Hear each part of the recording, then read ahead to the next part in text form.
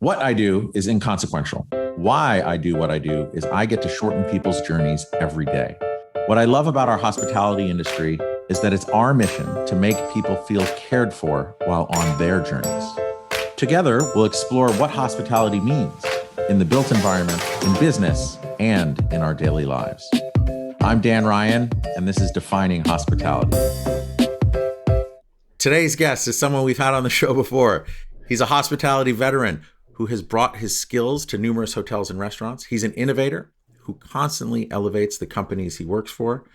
He's the president of Remington Hotels. Ladies and gentlemen, Chris Green. Welcome, Chris. Thanks, Dan. It's good to be back. It's good to be the first return guest. I know. I feel like that's a very prominent and maybe dubious distinction. But joking on the dubious side, it's just so cool to have you back because since we last talked, you were one of the first guests and you brought such great energy and perspective. And you're also one of the few people in our industry who started at the bottom and worked their way all the way to the top. And now when you were at Chesapeake with 35 hotels when we spoke last, now you're at Remington, which is 127 hotels. And I don't know, the main reason why I wanted to have you back is, has your definition of hospitality changed, number one? But number two, going from 35 to 127 hotels, navigating a pandemic and now an acquisition, like, what's exciting you? What's lighting you up? What are the big main differences? Who is the Chris I'm talking to now? Yeah, it's a great question, and it has. It's since we first talked, it's been a lot that's gone on, Dan. Going through the pandemic, trying to really kind of keep hold of who we were as the hospitality business, as an enterprise, and understanding what we were going to be coming out the backside. That was a challenge for sure. And so, you said, has your definition of hospitality changed? And it really hasn't. I mean, hospitality is something that's at our core. I had the chance to speak to our leaders out in Palm Springs a few weeks ago, and I finished with hospitality is not hard, it's heart. And to me, we talk deeply about how it feels to be connected to our industry. And what really matters is that connection with your clients, your guests, your associates. And that comes from here. That doesn't come from head knowledge, right? We're one of those industries where you can start out working in the kitchen like I did, or working at the front desk and become the CEO of an organization. Because ultimately, I think the biggest need in our business, and I believe this and won't change my belief, is that it's how you relate to others, how present you are, how committed you are, and the time you spend with everybody around you, because that's what hospitality is. Well, I think something that's resonating with me so much, we're on the heels of some really exciting news. And actually, I neglected to update the introduction for you where I said you're the current president of Remington Hotels. You guys just had some really big news come out that I think ties in to the heart. So walk us through the big news and how that ties into your heart and everyone's heart in your organization. Sure. Well, you may or may not know our tagline is the place where passionate people thrive. And as we looked at the people we have in place, the leadership teams we have, the skill sets, and also the opportunities in the marketplace, we decided that it made more sense with our movement now into wellness resorts and hotels, with our movement into high-end glamping, with our exploration into the Caribbean, new markets down in Caribbean and other areas, that it really made more sense to rebrand the company as Remington Hospitality, to really define that all things hospitality are not only welcome, but exciting here at Remington. I didn't know that you were getting into the glamping side of things. And I've heard that come up a lot in recent conversations and events that I've gone to. How, so how do I phrase this? I guess hotels, I see like it's a very siloed experience, right? You're in a hotel, it's a brick and mortar, like totally solid building. How are you guys taking your idea of hospitality into the glamping world? Tell us a little bit about that. I'm very intrigued. So it really is bolt-ons to either resorts that may have, adjoining land that they can use for this. So we're looking at a lot of the markets that have that resort feel, that have a lot of wide open spaces, where that glamping option, think high-end trailers, and access. So you've got an experience on top of an experience that was already great. So we're moving into Mm. adding experiences to some of our regional resorts, and it's an exciting space. Now, I don't think you'll see us. I should never say never, but I don't think you'll see us running campgrounds.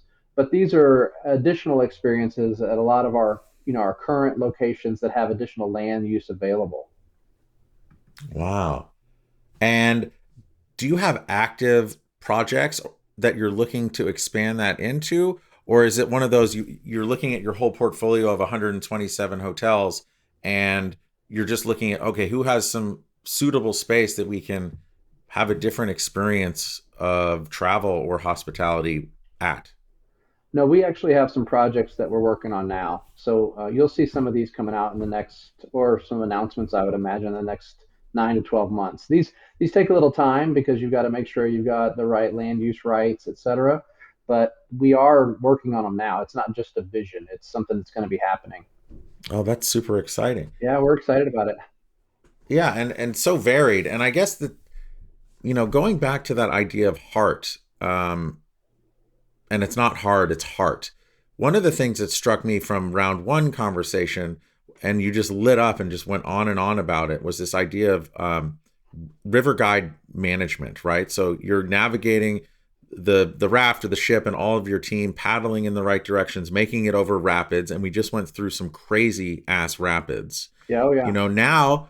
Now you've been navigating the complexities of a merger where, I don't know, from again 35 properties to 127, and just all the people and the culture, like, as putting on your guide hat, like what's been the most profound experience of bringing all these teams and the portfolio and the people and all those hearts together? I think that's a great question, and it's been exciting. So you know me, we know each other pretty well, and I like the complexity of things, and I like to work to simplify them so that everybody can understand and we can all be on the same page. But I will say it's way more complex than I had imagined. So Sloan Dean, who's our CEO, and I met for almost 9 months prior to completing the merger, and there was a lot to talk through. But the most interesting thing for me, Dan, was that we're both in hotel management. We both are running full service upscale hotels. We both had good cultures in place. We both use similar systems for a lot of things. So you would think it would just come together like peanut butter and jelly, right? Like it just go right very, very smoothly together. Well, when you bring together two cultures, even if they're thriving cultures, they're different. So, to use your illustration from my river guide discussion, we were trying to get canoes going in one direction on a river that were all going different directions. Now, those directions were both very successful, but they were different. So putting different people in the same boat and getting them to paddle the same direction, it's been challenging and exciting. And I think the biggest thing is where you took institutional style management. Remington was always known for managing a lot of institutional REIT properties. Chesapeake managed more high net worth, private individual, small consortia, debt consortia of groups of hotels. So it was a different owner experience and client experience. So we had to work together. And Sloan's been great about giving me the freedom to really lean in and educate the enterprise on what's different, what's the same, and how we would get going in the same direction. And most of it really, Dan, has been around understanding the heart of third party management, and understanding the connection that each owner has a different thesis for their asset, and that at our scale we have to know and understand the thesis for those assets. And that, because some owners may want, all we want to do is make money, and then other owners may want, all we want is the best service in the business, and the others may want the best boutique, the best design. So they can't be managed the same. It's not cookie cutter. It's got to be an emotional connection to that property and the team that's supporting them. And then how do we drive that forward for that owner? I've never met Sloan. However, he was recently on a friend of mine, Josiah McKenzie's Hospitality Daily podcast, and Josiah does a really good job bringing in people and kind of pulling out ideas.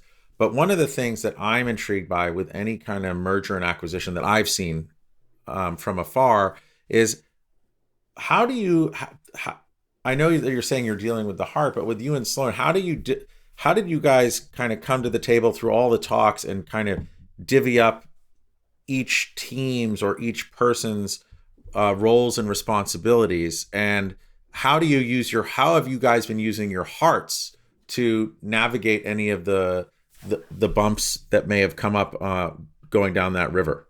Yeah, that's a good question. Sloan and I, that's why I said we dated. We spent a lot of time talking about what do you believe about the business? What do you believe about Mm, where our business should go?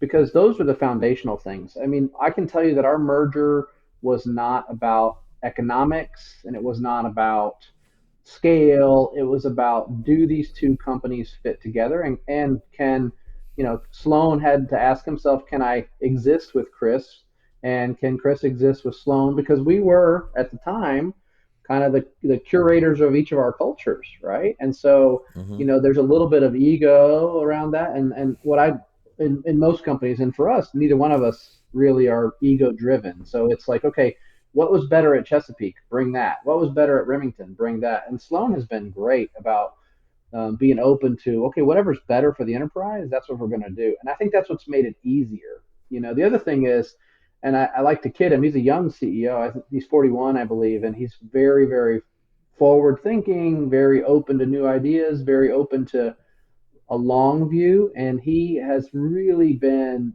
good to work with. Just because he said, listen, this is all short-term stuff, like the navigation of integrating the challenges that we had maybe in accounting side or some operational integration things. He looks long view, and we know that this is good, and we never let the focus come off of the people, because mm. ultimately, when you think about Remington being the place where passionate people thrive, and Chesapeake being the place where you could experience what's possible, those two really go together well. Our people now that are thriving are experiencing what's possible in this business. And you can only do that if you truly love hospitality, because otherwise it's just a job and you're not experiencing anything. You're not thriving. You're just existing. And we don't believe in that. Well, to hear, I mean, that's actually pretty profound. To hear where people thrive and then merging that with what's possible. The only way you get those two together is really by through people and opening hearts and really listening. And it's really interesting, and I'm actually very surprised that you said that the merger was really not about economics and scale. It was really like after a long dating period trying to make sure that this made sense for everyone. And then you would, if I heard you correctly, kind of take the best of each and then kind of put it together in this, not a Frankenstein, but like um, a more complete and better version of what you both were individually in the past. So in doing that, because you make it sound so easy, uh, like what's been the biggest surprise, or the most unexpected and heaviest surprise for you throughout this? That's a good question. I think the heaviest surprise was really around that we both had such great identities as organizations that I think initially the marketplace was surprised that we came together. But honestly, I can tell you that what's been the best outcome has been that the market has responded so well. Once they understood what we were doing, that we were coming together to form, in our opinion, the very best third party platform, one that has, significant scale, significant purchasing power, significant resources, significant experience in both institutional. If you think about it, Remington was 54 years old at the time of the merger, and Chesapeake was 63 years old at the time of the merger. These are old companies that have been in this business a long time, that know what they're doing, know the landscape, have been through, how many downturns. So when we finally, got this thing together, the marketplace responded extremely well, and that's why you see our growth and our future growth potential to be so strong. The Mm, other thing about us is we have a very low executive to client ratio. We have only 33 clients for our 127 hotels. So Sloan and I personally know and deal with our clients directly. We want to grow organically with our current client base. We want to take on new clients so long as they're wanting to be with a manager who's committed to the people, right? There's certain jobs we won't do. Mm, We're not in it to turn and burn hotels. That's just not something that we do. What we do is we look for long lasting relationships, capital partners that understand that you've got to lean into your people, great benefits, great wellness, great culture, and that stuff costs money. But the output of those things is profitability, hotels that I call that are built to last. hmm Totally.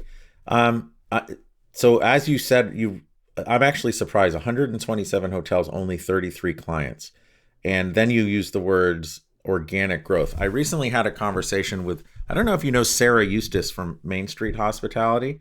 She One of the things that she was bringing up, and it kind of resonates with what you're saying, is, and I find this in my own business as well. It's that idea of repeat business. Like how can we all find more gold in those mines that we've already dug, right? Right. Because in that sense, like to onboard a new client, okay, we all do it and it's great, but it's much easier if you have those 33 clients and you just all get each other. You get each other's culturally, you're on that same kind of heart wavelength. And what are some ways that you tap into those recurring partnerships to try and like drill more oil where you've already struck it? We have a great feasibility team and development team at Remington. I think the thing that you have to be doing is Mm, thinking about your clients. So, we know, like I said, when you only have a small number of clients, you know what it is they want to do, what their business, and they're all different. Some like urban hotels, some want adaptive reuses, some want high-end boutiques in city central locations. So, anytime our development team sees an opportunity that they think could fit, we don't do the standard thing in the practice is go out and find a buyer. Like, oh, let's go just check the market and find somebody to buy it and we'll manage it. We like to work with our current clients, right? And bring them, especially when we think that there's a scenario where Remington will bring tremendous value to the deal, mm, and take it to our clients first. A lot of the deals we do are with current clients. We find an mm, asset, we understand maybe because of our size what's been going on with that hotel, and then we'll make an acquisition and then we'll manage it. Because, like you said, the hardest part of third party management is forming that relationship. Our mm, business has gotten severely commoditized over the past 15 years. And one thing that we were really, really focused on is making sure that we're not a commodity, that we're a partner with our clients, that they understand that we have their best interest at heart, and we will put the full weight of Remington's resources behind their investment to make a success for them. So, and there's some yeah, that we shouldn't do. That's the other thing. We don't sit in the development meetings and say, okay, here's these 50 hotels, let's try and get them all. I mean, we'll go through and mm, say, okay, these 30, they don't make sense. We're not good at those kind of hotels. We don't have, presence in that marketplace. It's really about whether you have to grow for growth's sake or you want to grow strategically. And we, Sloan and I both, are aligned on strategic, smart growth where we can win for the client. no, that sits really well with me, and I love that because scaling for the sake of scale, okay, it has its merits, but you lose a lot of that connection with your clients, with your guests, with your brands, with everyone, with all the different stakeholders. Um, if you were to think of a Venn diagram for your clients, the merger, and then kind of what you're seeing out in the future, is there an initiative or a project that kind of sits that is a real great example of bringing all three of those fields together, that sits in between all three? What a great question, Dan.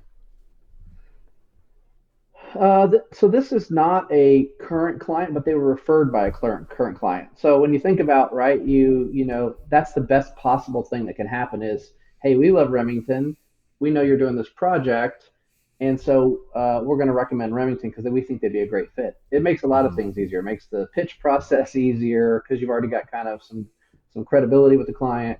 But we've got a project out in California, the Murrieta Hot Springs Resort, which is going to be a wellness retreat that will be opening the end of this year. Beautiful 50-acre wellness and hot springs resort that's going to have state of the art spa, plunge tubs, heated tubs, salinity tubs, float pools, just state of the art wellness retreat out in Murrieta Springs, California. That came together, and that's basically taking everything we've talked about, our deep dive into who we are as a hospitality organization, world class beverage and food, we call it. It's going to be at this resort, the wellness component, and then, of course, our core business of lodging, right? So, Mm. I mean, that's a really exciting project that we expect to be out in the marketplace at the end of this year. I feel like I've heard of everywhere in California, having lived there for so long. I've never heard of Murrieta Springs. Where is that? Well, you should look it up. It's about an hour and a half outside of east of Palm Springs. Oh, okay. Wow. So it's out there. Yeah, Oh, cool. yeah, I'll yeah. definitely have to check that out. I love going to conferences. I know you do too. It's a good way to reconnect with people, but also if you get, there's some really good speakers that bring up some really good ideas and just they help me think a little bit differently about things. And I think that this question could tie into the whole idea of that open-hearted hospitality you've referred to so many times. But I've heard you say the idea of talk about wellness so much. I was recently at the Independent Lodging Congress. They had an Mhm. event in Denver, and there was someone who was speaking about wellness versus well-being. How do you distinguish between the two, or how? Like, to me, I always thought it was the same, but like, does it strike you different, or does it strike a chord with you trying to see how those things split apart of wellness versus well-being, and kind of how does it tie into our whole conversation in I, your mind? when I hadn't thought about it, but when you said it, which is what I like about you, you bring up these concepts. When you said it, I think that wellness are the actions that we take as an organization to provide resources, whether that's we have health challenges every month at Remington, we have steps challenges, whatever. This month we're going to have a sleep challenge coming up, which I can't wait for. I know I'm going to do poorly at it, but then I think of well-being, Dan, is the actual totality of the individual, how they are Mm, experiencing. Because here's the thing: if Chris Green sits in his office and we bring in our head of total rewards and some other people in HR, and we think it's a great idea, great. But you know what? How is the associate that's working in the Hilton Boston Back Bay experiencing that for their personal well-being? mm, Because if it's not effective, then we're just putting out programs to put out programs, which is a risk of scale, right? The bigger you get, a lot of times you'll start thinking, well, we need a this program or we need a this program. And really we don't go to the marketplace and to the field and say, is this valuable? Are you mm, feeling are you feeling cared for? Do you feel like you have a positive sense of well-being because of what's available to you? Or are there things we can do differently? We just came off of our annual employee opinion survey, and we had a record high score. Which, if you mhm. think about it, the strain and stress of the merger, which was a challenge, of course, That's actually very surprising. it is. That's It is amazing. surprising, but I think it's a reflection of the fact that we had two great cultures. People ask me what came together quickly. Culture came together super fast because it's easy to see you know, passionate people thriving and people experiencing what's possible. I mean, that's pretty easy to grab onto, right? You can get those two together pretty quick. And then operationally, we came together quickly, Dan. Commercially, sales, marketing, revenue management, digital, all those things came together quickly. The rest of the stuff's more the back of the house that was the challenging stuff. It's really surprising to hear you say that because, again, the mergers and acquisitions that I've seen or read about or, had friends go through, culture is always the last one to come. So it's super surprising to hear you put that on the front end and say that happened with the greatest ease and the fastest. Well, I brought 34 of my 40 corporate associates from Chesapeake over to Remington, and I can tell you that I queried them 90 days in. They're like, yeah, this is great. It's just like what we're used to. A little different terminology, bigger, but it's like what we're used to, talking about making sure that people are thoughtful with their time and thoughtful with their schedules and looking after themselves, caring for their health, not just at work, but at home. So that was the thing that was most interesting, and I think that's why it's been so successful. And would you attribute this to that quote dating process between you and Sloan? Because I know you said you were trying to say, does this work? It's not really about economics or scale, but I'm sure that had something to do with it. But what were some of the, I guess, clarifying questions or kind of probing questions that you would ask each other to get at the meat of whether the cultures would merge? Well, I guess it would be, this is surprisingly easy, but like how did you put culture first in those dating questions?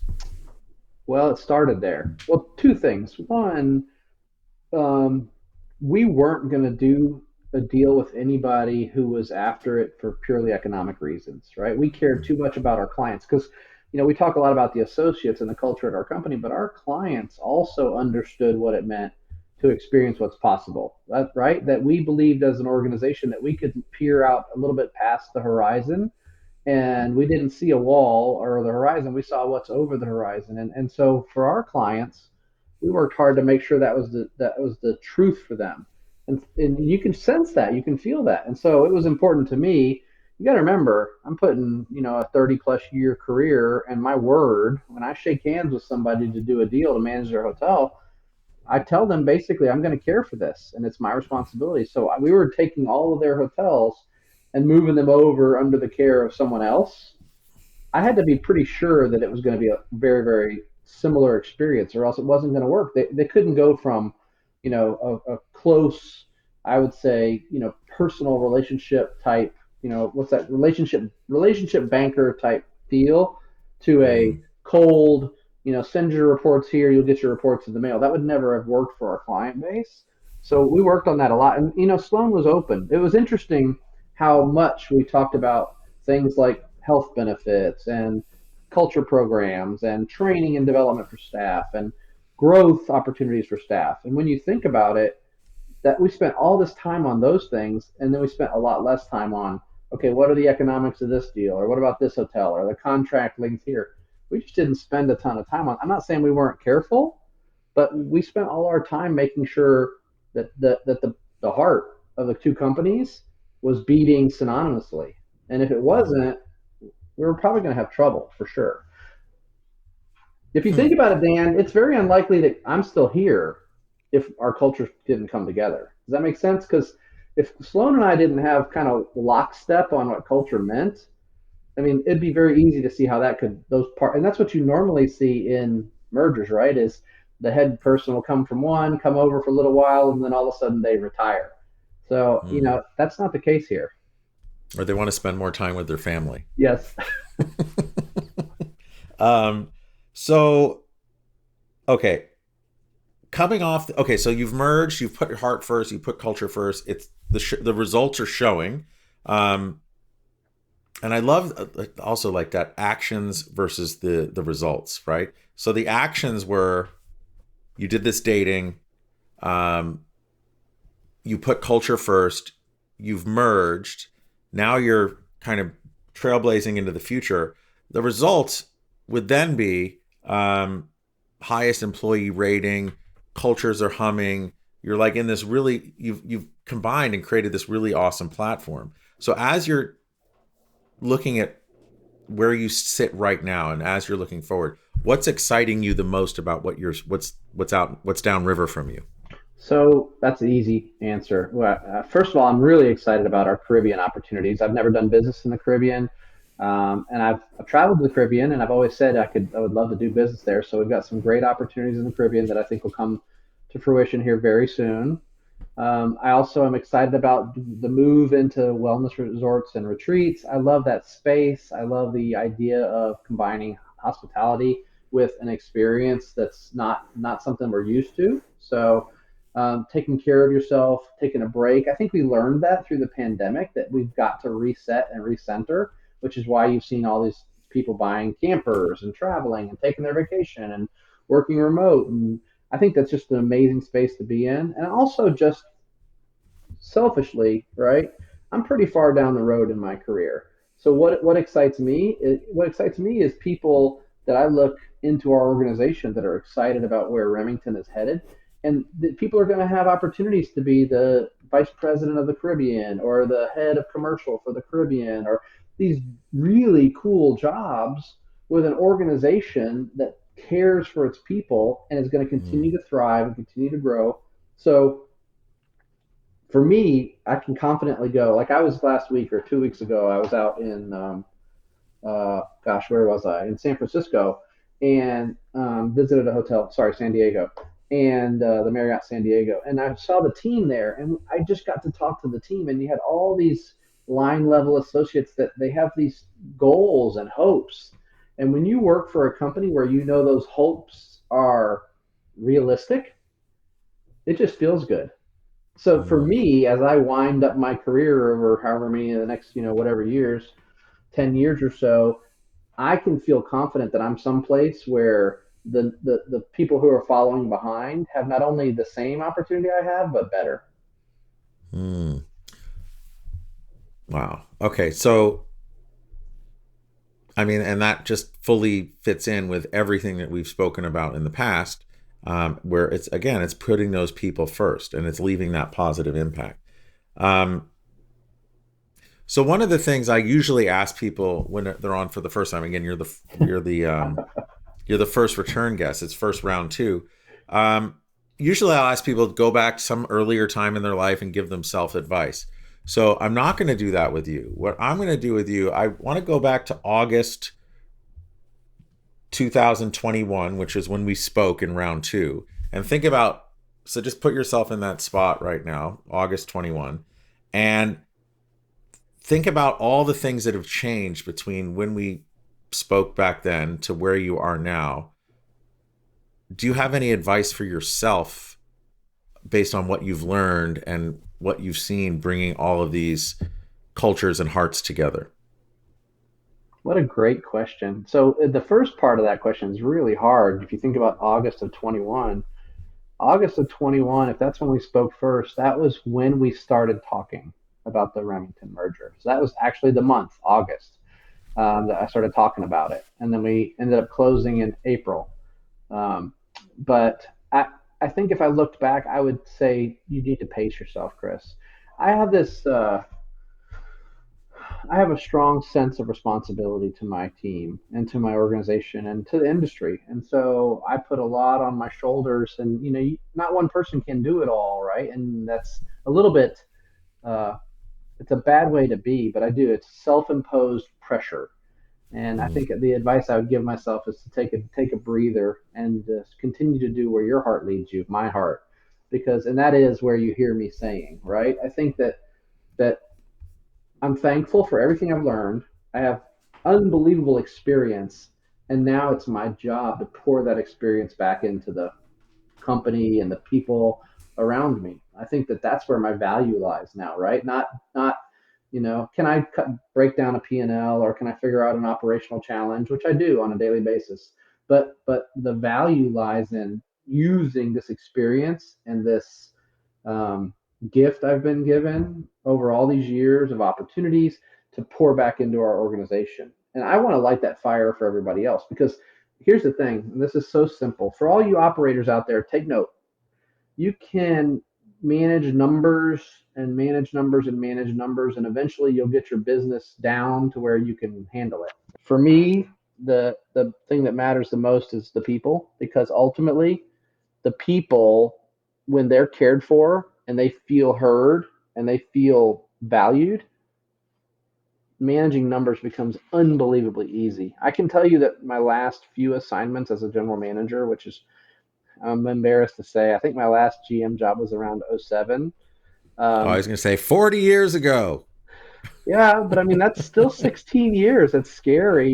Yeah. There's a joke that goes around, and if you don't mind, that the hotels, one of my senior vice presidents, her name's Lisa, we'll be talking about an issue at a hotel like food cost or whatever, and I'll say, I don't understand what you're talking about. I mean, chicken breasts cost 81 cents, and she'll look at me and smile and say, when was the last time you worked in a hotel, Chris? And chicken's now whatever per pound. So just she just chuckles at me because I still am stuck operationally in 2007. um, but I think that that was what I was going to say is my last few hotels. it was the easiest job ever because all I did was focus on people and made sure they were ready to grow and thrive and learn, and the results were Mm, just astronomical. So to all you operators out there, make sure you get it right. People first. I couldn't agree more. Um, well, this has just been so fantastic, Chris. And thank you for a wonderful and first round two. Um, if people wanted to learn more or connect with you or learn more about Remington Hospitality, where can they find more?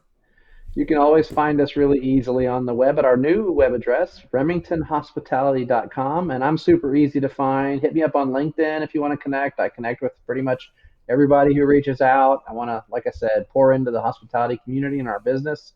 I would love to meet you and talk to you. And if I can help you, just let me know. Thanks, Dan. Wonderful. And thank you again for your time. I know how busy you are, and thanks for getting back in that the way back machine back into August of 21 with us.